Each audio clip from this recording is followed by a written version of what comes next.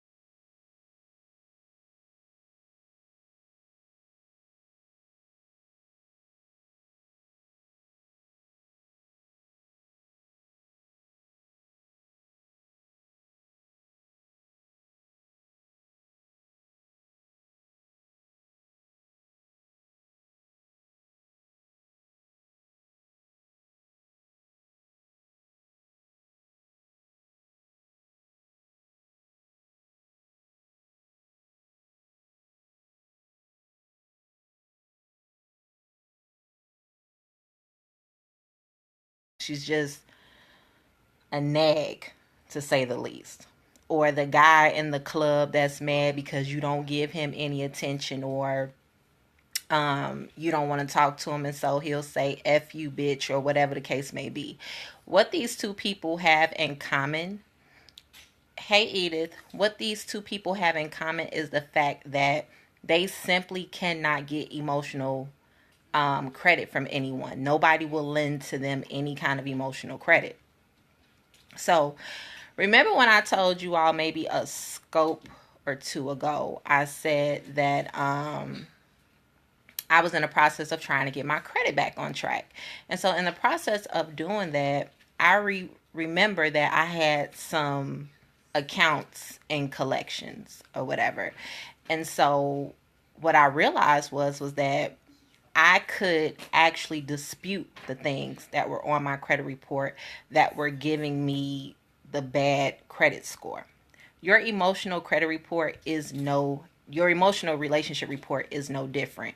You can dispute the things on, hey Miss Millions, on your report if you actually pay attention to it, if you take accountability for it. So, if you want to know how you can actually dispute these things, the very first thing that I would say is to stop victimizing yourself. Okay, stop playing the victim to your situation or your story. Pamela did a scope just a minute ago about everybody has a story, so what? You're no different. So if you want to dispute those things and make room for someone to lend to you emotionally, you have to dispute those things on your report. The second thing that I would say is stop doing the Toni Braxton. Like, you keep singing the same sad love song for what? What's the point? That person hurt you, that person cheated on you, that person slept with your best friend, or whatever the case may be. So what? You're still here to fight and live and talk about it another day. Okay. And then the last thing I would say is to accept the apology that you did or did not receive. Okay. Sometimes you have to be willing to accept the apology that you never get. And that's okay. So I also realized that after 7 years, right? After 7 years, you said, am I in? Oh, you in. So after 7 years, the things on your credit report actually fall off. The bad things on your, like the collections and repossessions and all of that kind of stuff, those things fall off after 7 years. So you know what that means for you?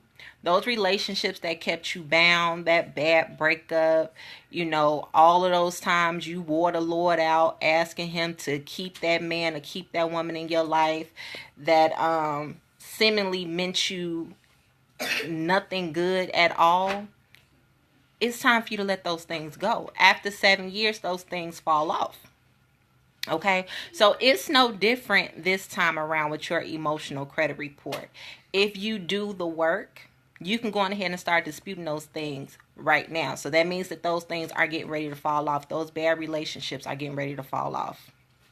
However, you do have to be careful, because I realized that even after the 7 years, you got some petty ass creditors that will come and pick up your bad debt for like pennies on a dollar.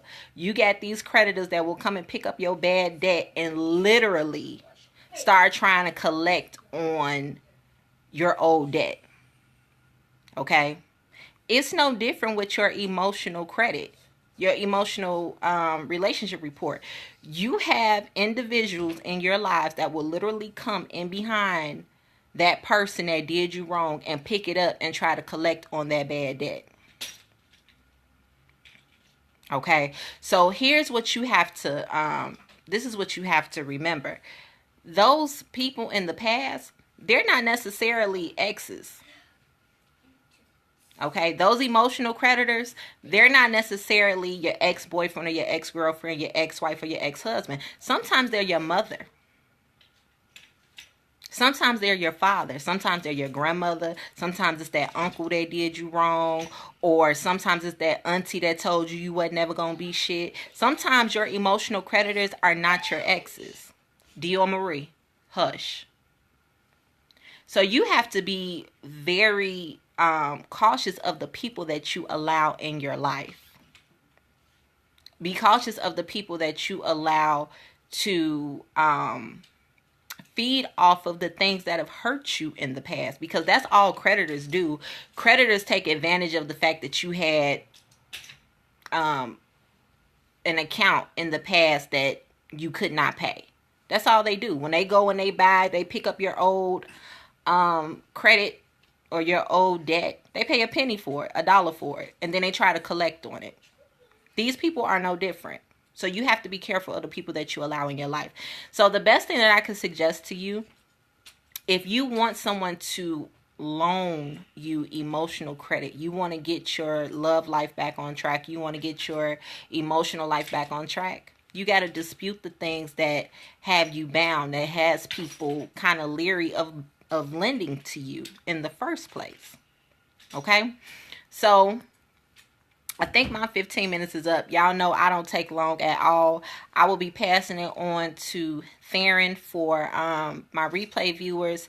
Please make sure you heart up the screen. That little bald-headed guy down there in the corner, that's my boyfriend for the night anyway. So if you will, go on ahead and follow me so you won't miss any of my scopes. Me and my team, Team Scope Money, we are scoping for 31 days consecutively. We are a group of women who are supporting each other, not just professionally, but personally as well. And we are in day 10 of our scope train, and it is absolutely amazing. So your girl Theron is up next. She is going to help you get your whole life, okay? If you've been having a bad day, if for nothing else, the music she plays when you come in her scope room, child, is going to get you on 10. All right, so I will catch you guys tomorrow. Make sure that you hit the link in my bio. That's Theron right there that just said, yeah. Make sure you click the link in my bio. It's bit.ly/DeFazier. Go out to my website, register to get your free ebook on my 5 tips to co-parenting effectively. Okay, I am Dominique DeFazier. I am your blended family coach and mediator, and I will see you all tomorrow. Bye.